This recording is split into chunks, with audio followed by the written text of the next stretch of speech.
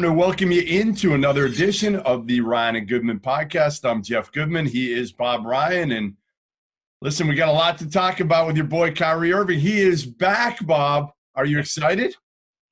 Well, I'm excited to see how this thing's going to work out, and he's an exciting player to watch. If you could divorce, it's hard with him, though. He's become one of those personalities in sport that you just can't look at as an athlete that you're looking at in the game. He carries all this, dare we say, baggage, this extra stuff. It's almost like a fictional character or a movie role that is attached to him now. He's set himself apart from the norm, and it's just hard to look at him in a normal way. I mean, there's so much to pull out of that game, last night. I would even start the idea that he played a career-high 48 minutes coming off the second game. Yeah, what's Steve Nash doing there? What's Steve Nash? Why are you playing him so many minutes in his first game back? I guess listen, I'm sure he was staying in shape at least to some degree. That amazes me. The minutes, of course, it was a double overtime game. Somebody's got to play the minutes. But the fact is he played 48, and it was a career high, as it turns out. Durant played 50. Harden played 51. That's what happens when you go double overtime. But the fact that he played 48 is significant. Let's just talk about him before. His press conference the day before was classically Kyrie, in that it had you scratching your head times. You're wondering. And I'll tell you one thing. He talked about I needed a pause. All right, fine. He brought me up a little short, and he alluded to mental health. Yep. Anytime you get involved in that, I get a little. All right, I don't want to be disrespectful. Of course. Now you know what I've been saying about him. The three things I've been saying: A, he's not as smart as he thinks he is. B, every time he's not. This won't be his last stop. And when he leaves, they'll say, "Boy, we couldn't figure that guy out." And number three. And this is where I may be overreaching my bounds, since I'm not a licensed psychologist, that I think he's searching for something in life and doesn't know what it is. Now, I can be right about that, and yet when he alludes to mental health, we've had prominent players make public references, Kevin Love, sure. DeMar DeRozan, etc. And you should respect it. And I said, all right, if this is really what he's alluding to as part of what his situation is, I want to have respect for it, and cut him some slack, if you will. The problem with Kyrie, honestly, the problem I have with Kyrie is through so many interactions that I've seen, not just with myself but with other media members, the condescending part is the part that really bothers me, Bob. When you don't have to be condescending, and he's done it over and over. So he's dug himself this hole where, again, if it is mental health, hey, all the best to Kyrie Irving. I hope you're healthy. I hope your family's healthy, all of that. But just treat people with more respect. And if you do that, like, people act like we're piling on Kyrie for no reason here. Oh. And people say it all the time about us, like you're biased. I'm not biased against anybody. I form an opinion based on the information and the interactions that we have with people, right? Like, I've had enough of those with Kyrie to form an opinion of him that, honestly, on many days, I'm not a fan of his. On many days I am, and I think that's part of the problem with Kyrie, and I've said this over and over. The one word that came up over and over and over talking to teammates and coaches is moody with Kyrie. And nobody ever knew what they were going to get from him. And I think even Kevin Durant's starting to see that now. The biggest thing I have with this whole Nets deal was just communicate. Because, like, Steve Nash had no idea. No, so that's just completely irresponsible and disrespectful. You're not 17. There is no defense for that aspect. Right. He makes it hard. See, he makes it hard. Then he turns around and we find out we knew he was charitable, but if all the list of stuff that we're being told that he has done is all true, hallelujah, my hat's off to you. It's not just buying a house for George Floyd. He's got about 5-6 other great things he's apparently done. WNBA contracts, and give him credit. Give Kyrie credit for that. He deserves it. But then he turns around and does stuff that makes it hard. Well, you know what, too, Bob? You now, okay, so we haven't even gotten to it yet. they get James Harden since we've done this podcast the last time. And now you've got these three guys that are all lightning rods as individuals, right? Like I've known all of them since they were young. I don't pretend to know James Harden that well, but he's kind of aloof, a little bit different, kind of like Kyrie in certain ways, right? Like polarizing. Absolutely. All three of them. Like Kevin Durant has become polarizing because of everything, him going to Golden State and then him going to Brooklyn. So you just wonder, again, number one, you wonder about them on the court, that there's only one basketball for three guys that want to score the basketball. That's what they do, all three of them at the highest level. That's number one. Number two is, can they coexist, on and off the court, like with their egos, their personalities?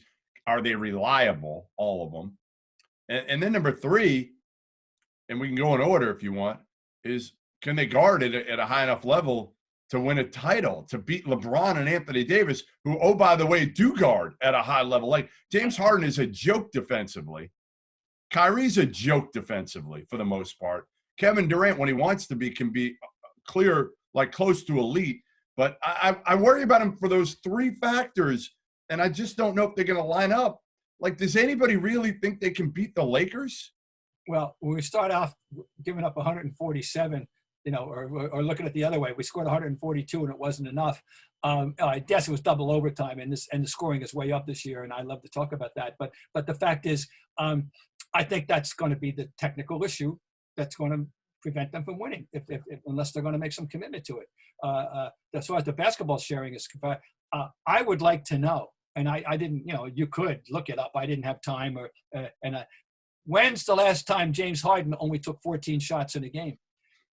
I think he's proven a point before. I kind of remember him proving, I feel like in the first quarter, that's all he was doing, was proving, I don't need to score. I can be the facilitator. I don't need to be the guy. Well, like that's easy to do for one quarter, James. Well, as it turns out, Irving took 28 shots. Durant took 25, and he took 14. And he had 12 assists. So he's able to, for one day, given I told you so to all of us that wondered about this, it's one snapshot evening in the NBA, and we don't know how much, if he's going to be content to keep doing this. See me in a month. One snapshot. Hey, Bob, one snapshot in which they lost to the Cleveland Cavaliers. Right. And in which Colin Sexton went off for 42 points. Yeah. Right. And I guess a number of tremendous baskets. Okay. Yeah. Right. So it's the jumping off point. It was fascinating. It was fun. Not a little, I'm a box score connoisseur. Yeah. I love box scores. Cavaliers played 8 guys. 7 were in doubles. And Okoro missed by 1 basket. Did he? They could have had 8, and that is very rare. 8 out of 8 would have been a box score keeper for me for all time. To see that of only 8 guys, they all had dubs, and they won. 1 more basket, 2 more free throws, and we would have had my dream box score. So, if I'm asking you to project in the Eastern Conference Finals, are we going to see a Milwaukee Bucks, Brooklyn Nets Eastern Conference Finals, Bob? It's logical. I mean, who's the next one up to stop them? We have no idea how the Celtics are going to pan out, depending on when they get everybody back together, or if the other thing is the X factor. We're sitting here. It's just past midpoint in January.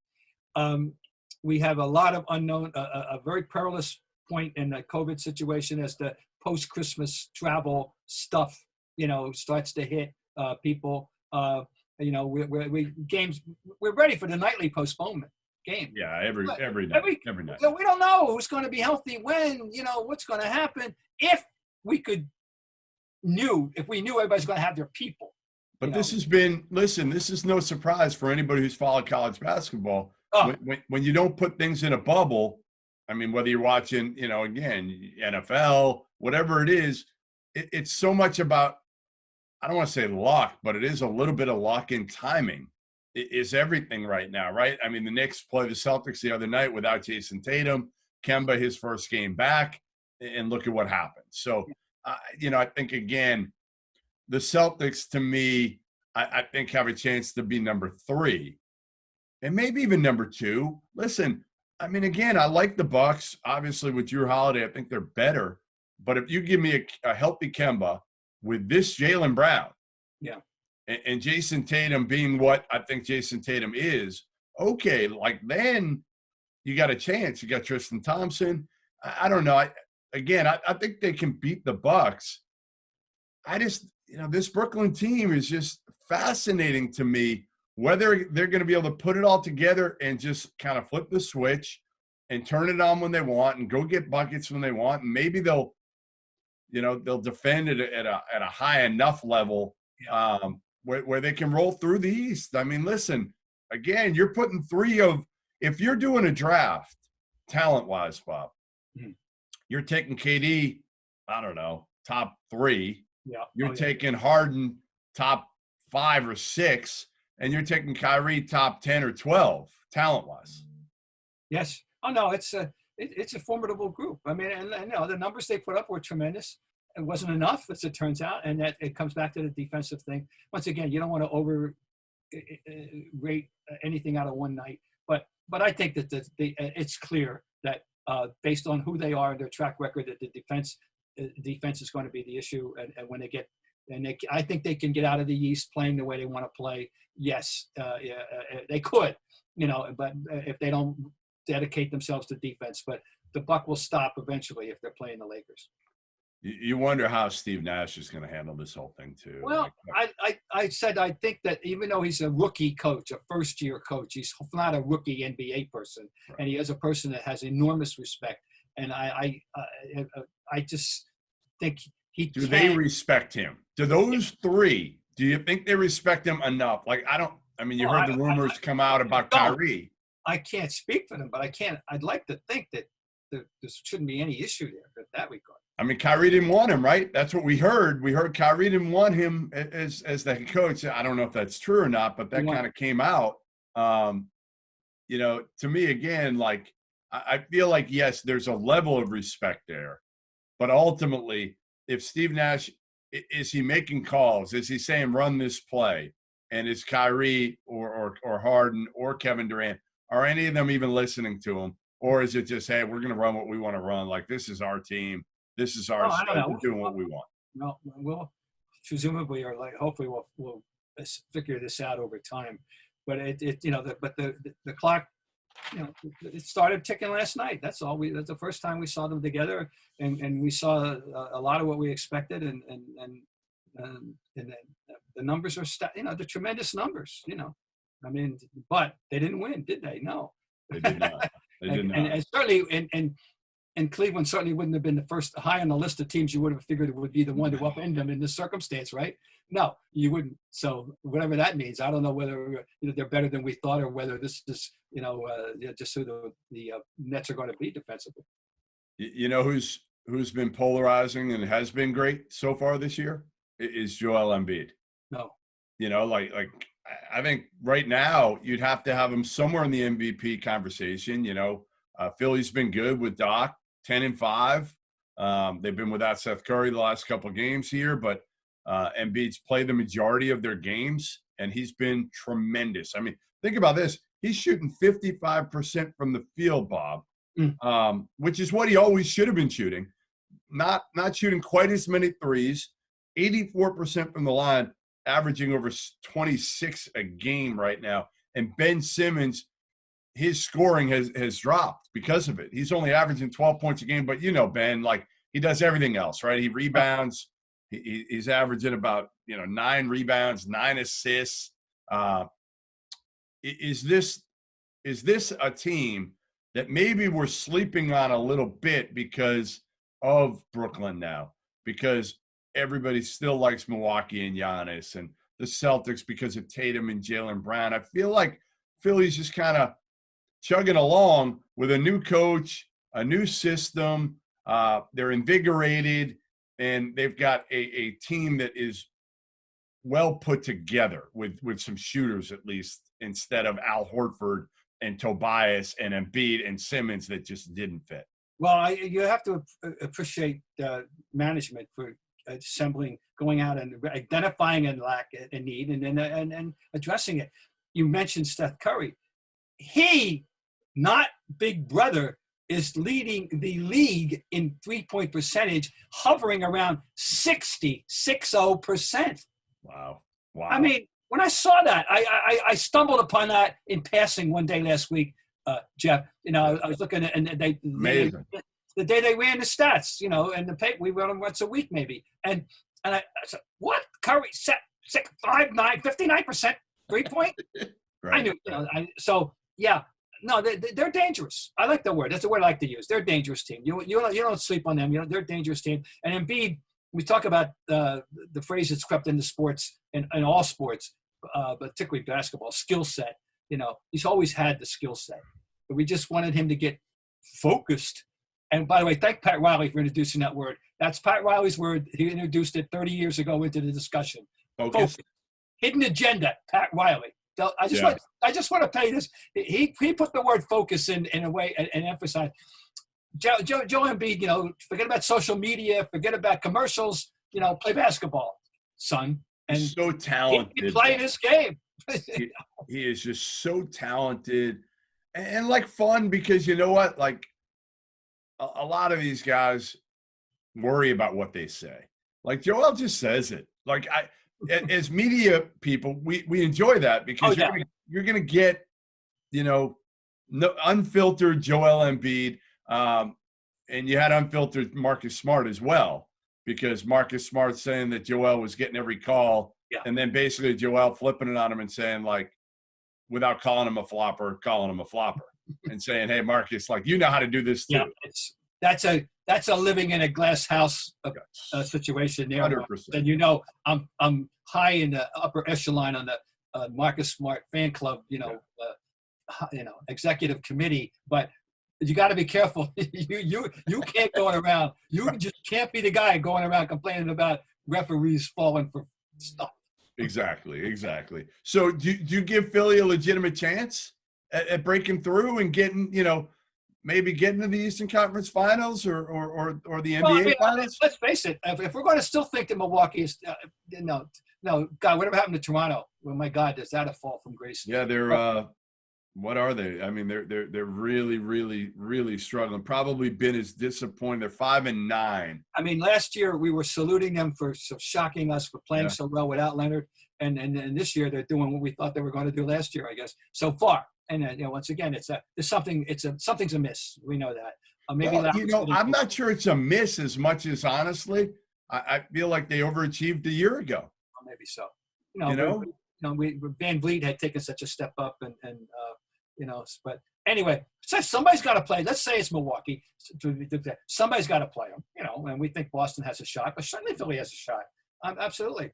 You know, So I mean, I'm impressed, and of course I'm. Sentimentally, I wouldn't have a problem with it because I love Doc, you know, and it looks like it was a good idea for Doc to leave, and you know the old that you need to move on after a certain amount of years thing. So you know, and he's got a fresh start here, and I think it's going very well. As we said, the one thing with Doc is he's good with people, and that's kind of what that Philly team needed, and obviously they made some moves to help the spacing on the floor, but like off the floor was probably as big of a problem as anything in Philly, and trying to get Embiid and Ben Simmons on the same page, and not moving either one of them. You know, the big conversation has been for a year, like, well, do you trade Embiid? Do you trade Simmons? Like, I think you see if it can work, and you know, there's no reason it shouldn't be able to work with those two of them because Embiid, like you said, is skilled. He could score in, he could score out. He can do whatever you need him to do at his size on the court. It's figuring out Ben Simmons is the bigger key and how you utilize him. And if he's on the court, you need to find 4 guys around him that can shoot the basketball. And they've done that now. And they've got obviously guys that can space the court with Seth Curry. Bob, I know you said you've only seen snippets of LaMelo Ball so far. Yeah, I mean. So far, listen. He's probably been better than I thought he'd be coming out of the gates. And Charlotte has been better. They've been competitive for the most part. But LaMelo Ball's numbers, 11.8 points a game, 6.8 rebounds, 6.1 assists, all very good. 40% from the field, 33 from 3, which is right about where I thought. The biggest thing for me is like a 3-to-1 assist turnover ratio almost. Two assists, 2 turnovers a game, 6 assists a game. Yeah, as a rookie, as a rookie, that's impressive. And he's got the ball so much. No, I'm. He's fun to watch, Bob. The bottom line is this kid is fun. If you watch him, he just sees things, as I've told you for years. Yes, he sees things that other guys don't see, and he's able to get them the ball in the right places. Like if you just watch him, I mean, he really is fun, and he's 6'7". That's the advantage he has over Lonzo is he can see over, and everything's a no look pass. Like everything is flashy, everything. Where Lonzo, it's more basic and simple. But if LaMelo, and the other part that I'm impressed with is LaMelo has not been a train wreck on the defensive end. He's not great, but he's at least exerting effort. Nice. He's making mistakes. He's losing his man at time, especially playing off the ball defense. He loses his man. But for the most part, his effort has been there when I've watched, and I give him credit, and I give, honestly, Charlotte credit for that, for getting him to buy in. And seemingly, I haven't talked to a lot of his teammates off the record, but I've talked to one or two of them, and they like him. They like him.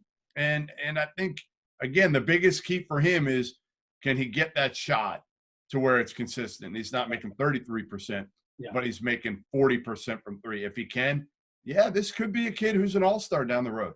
Meanwhile, the other big story there is what Hayward's doing. Yeah. Including a 44-point game career high, and he's getting his wish. He's getting the being with the man more, and he's doing what he wanted. The problem is, Bob, is anybody paying attention? Yeah. Oh, of course. You're 6-8. You could have been on the Celtics on a team that's relevant. Now, again, could have been. You're not making $30 million for the Celtics. So he took the money, and he took a increased role, which you could tell. He never said it, and that's the great thing about Gordon. Like, he never complained once here. But I think he was frustrated, obviously, that Tatum and Jaylen Brown were elevated, and he had become just kind of a forgotten man for the most part. Yeah, right. There was no way you would know that. You'd have to be around and to even have any hint of anything, because certainly he never had any public expiration. Right. No, that's not him. He's averaging 22 a game. 22 a game, shooting 41 from three, 93 from the line. No. The only thing he doesn't do, and he's still averaging almost 4 assists. So he's got the ball in his hands to make plays. I'm happy for him. Gordon Hayward, always a great guy since Butler days, quiet to himself, just kind of the consummate professional. It's just, I always play the what if game when I think of Gordon Hayward, and what if he hadn't gotten hurt here in Boston. Oh, jeez. Team now, because now you see what Tatum and Jaylen Brown are, right? Like, nobody knew then what they were. And now you see and if they had been able to grow with a healthy Gordon Hayward and Kyrie locked in, they could have won this thing. I mean, in a sense, it happened twice, because not only did he get hurt in the first 5 minutes of his very first game with them, but last year they were playing great. Yes. And hit the playoffs playing really well. And with 3 minutes to go in the first game, he goes down again. Right? Am I correct on that? Yeah. No, you're right. You're right. And that was it. And they didn't have him, and until and it all was working well. He was facilitating. The mesh was really good. But anyway, I wish him. You got to wish him well. We all wish him well, and he certainly is showing the world I'm a pretty damn good basketball player. I want to hit on one college topic. Yeah. While I got you. The Kentucky Wildcats are now 4-9, Robert. 4-9 under John Calipari. His prize recruits have been terrible this year. Now, again, they're young. They didn't have a full summer like they normally do to kind of build chemistry, but they're just not good enough right now. I mean, they're Devin Askew. They had a reclassified point guard who's been just okay. They're two big recruits were Brandon Boston, who was terrible until last night. He played well in a loss to a Georgia team that stinks. I mean, they're towards the bottom. There's no Vern Fleming on this Georgia team, Bob. Ultimately, this is a team that is probably not going to get much better this year. Terrence Clark, the kid from Boston, has been hurt, and even when he was in the lineup, he was ineffective. They're not going to make the postseason of any kind. This is the worst season in like forever in Kentucky basketball, and they have expectations, Bob, of going to Final Fours, winning national titles. They haven't been to a Final Four here since 2015. They went, I think, four times in the first 5 years under Cal. Now, personally, the other part of this is there's a lot of people that want Cal gone now. There's some Kentucky fans that are saying it's time. He's more concerned with putting guys in the NBA than he is on winning games. And then you had the incident recently where he kneeled with his players. And you don't do that in the state of Kentucky. That's probably not the smart business or political decision to make if you're John Calipari. Where do you stand on this whole Calipari and his future in Lexington, Kentucky, Bob? I'm fascinated from afar, having watched and studied John since he came to UMass. And I'm curious to see how he's reacting to all this. I'm well aware that there's this dissatisfaction and when it's all said and done, they won once in 2012. And that was that. And they, could have, should have, but the undefeated year that wasn't in the end. Anyway, this incident that you alluded to, which resulted even in the storekeeper burning or somebody burning the jerseys and, the whole thing. Yeah, I know that's a whole other topic, but more important is the fact that they're not getting it done. And that to the degree that people expect, and he's changed the nature of what it means to root for a Kentucky team. In that, you used to, I go back way back because speaking of which, by the way, I remember a Kentucky team losing to Cornell with Walter Isdale circa 1964 when they were a 500 team. That's how far back you got to go where they weren't very relevant. But the idea was that you had these players that you grew up rooting for, and and they grew up in your eyes. And I go back to the Issel Pratt Casey team. They all went through 4 years, and that's the way the world was. We know that's the way the world everywhere. But the point is, he has made, and you're right. Remember what year was it? Early on, when he said he was proud, the happiest night of his life was when he had the drafted. Yeah. Oh, rather than I jumped, I glanced at that one. I said, "What are you?" Yeah, you can't say that. You can't say it. You've got to put championships as a priority, and the NBA development as the silver medalist, not the gold winner in your resume. That's the silver. And it may be time for him to. I don't think it is. I don't. I disagree with that. I don't. I think it's be careful what you wish for. Well, just who you getting? Who you getting, Bob? Like I said, Billy Donovan isn't coming. He's turned it down multiple times. Jay Wright's not leaving Villanova to go to Kentucky. Mark Few, Tony Bennett, none of those guys are leaving. They don't want to go to Kentucky anyway. And now you got to follow Calipari. You don't want that, right? For Cal, I think the whole thing became like a drug for him with the players going to the NBA, right? He sensed that it didn't matter. If I go to the Final Four, I don't have to win a national title. They adore me because we're relevant again. And, man, I could get all these guys and send them to the NBA, and then I'm going to keep getting more and more because that's my differentiator from Coach K is I'm going to beat him for the top players. And they love me here. Well, that allure has worn off a little bit, right? Like now it's, hey, what have you done for me lately? You haven't got us to a Final Four in a while. And we're sick and tired of these kids leaving after 1 year and underachieving to some degree. I understand all that. The other part of this is Cal has not worked nearly as hard on the recruiting trail in the last year or two.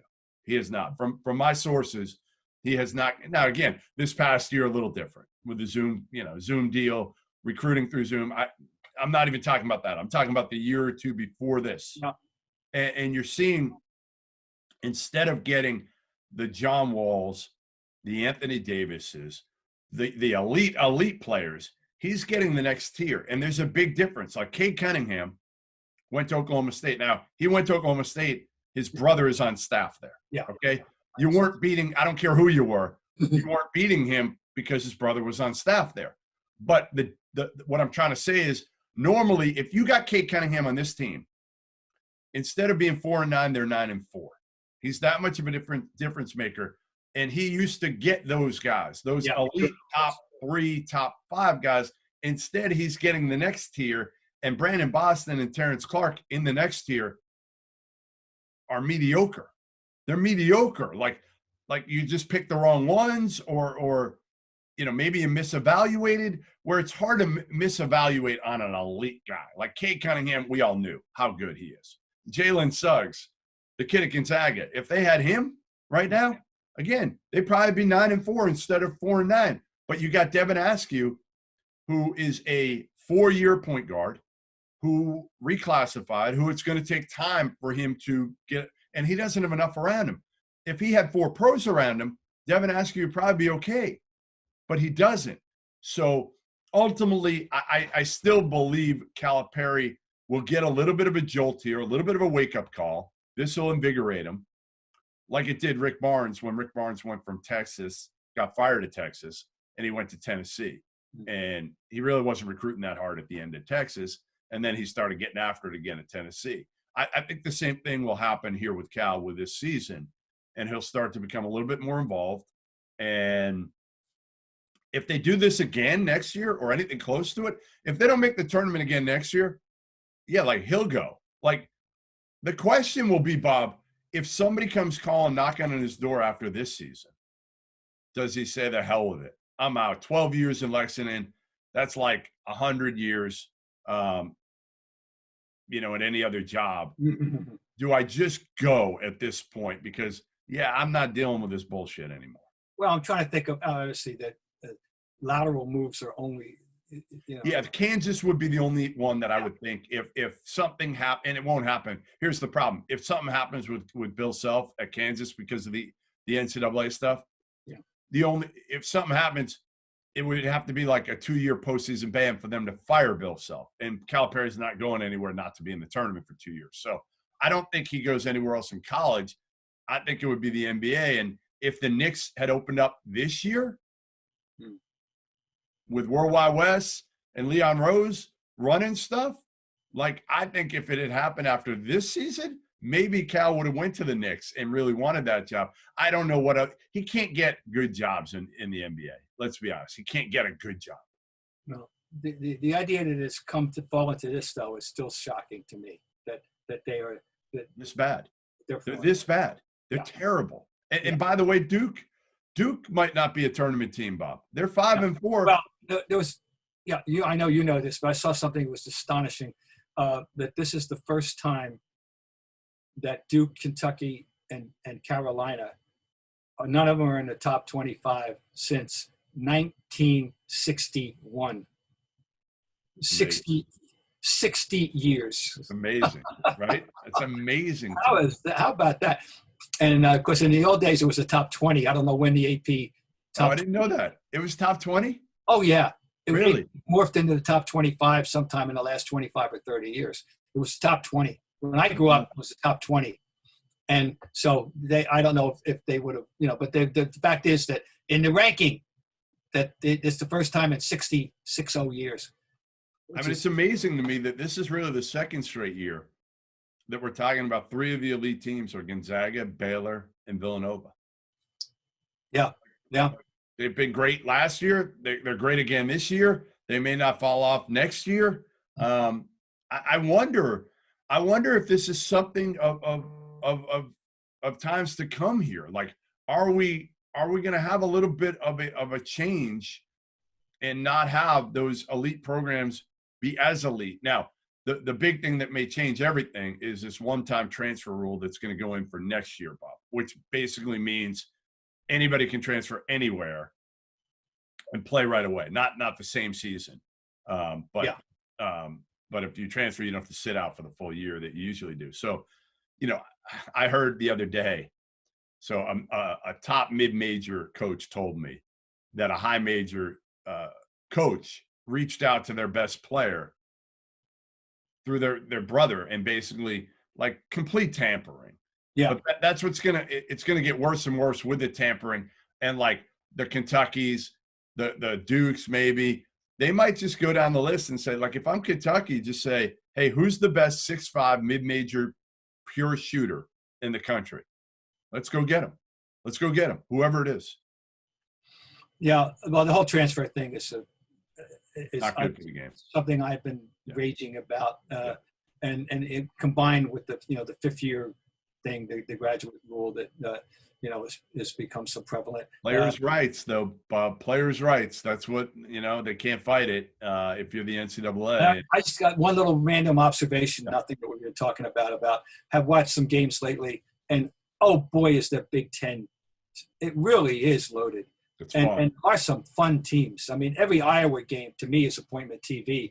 I fell in love with an instant like with Minnesota last week when I saw them. Yeah, you see the kid Liam Robbins, the big kid. Liam Robbins against Michigan, and I know how loaded that it really is a loaded league. And I'm looking forward to seeing Minnesota play again. And I definitely always like to watch Iowa, and not just because of Garza. But Garza, I to me, it's like reliving my childhood watching a guy from the 50s and 60s, do it in the low post. And then he turned around. Then he turns around. Hits 4 straight outside threes, and kid works, man. He works so hard on his game, Bob. Now again, he looks. Watching him run hurts me sometimes. He labors to run, but he runs so hard, and he knows his drawbacks. He knows what he needs to do to get better. Like, I love Luka. I love him.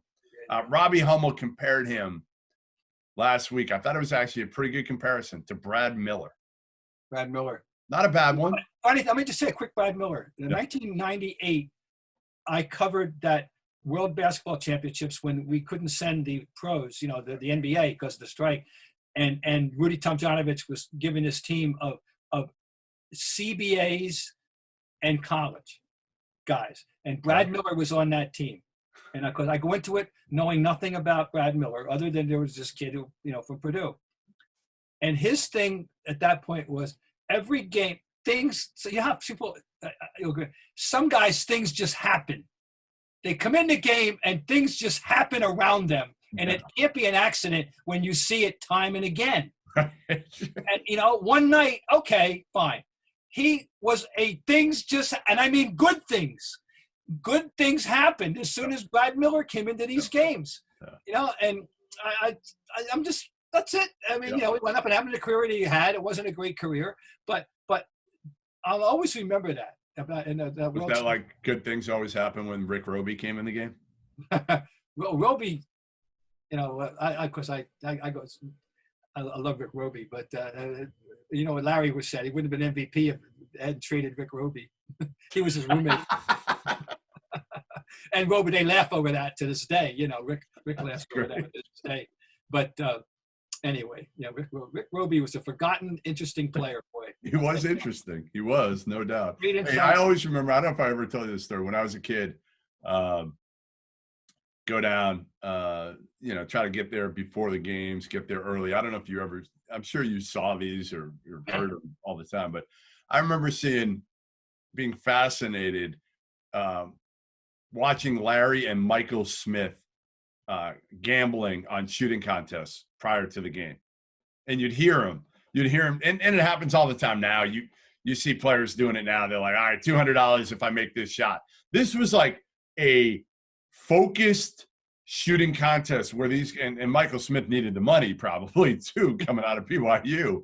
Do you remember, like, were those? Not really, but I'll take your word for it. I don't know. I don't remember that, but I remember things about Michael Smith. Such as the fact that he was a linguist and they had Dino Raja. He could speak Serbo-Croatian or whatever the hell Dino was speaking. But I made a prediction about Michael Smith because he was a very controversial draft pick at the time, and I said that there's no in between. He's either going to be a great pick or he's going down in flames.